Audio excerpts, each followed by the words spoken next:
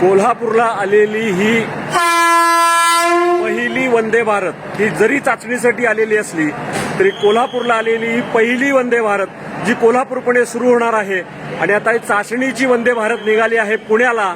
आज चाचणी आहे। आज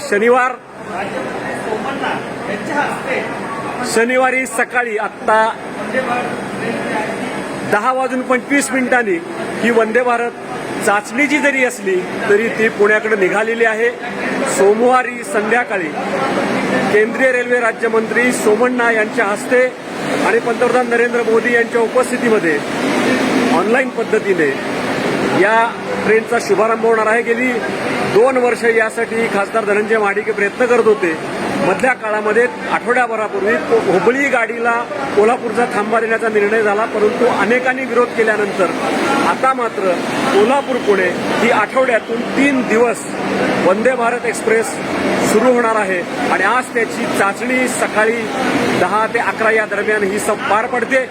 आणि कोल्हापूरच्या राजश्री छत्रपती शाहू महाराज रेल्वे टर्मिनसवरून ही कोल्हापूरची पहिली वंदे भारत पुण्याकडे आता चाचणीसाठी असली तरी रवाना होत आहे। समीर देशपांडे, लोकमत, कोल्हापूर।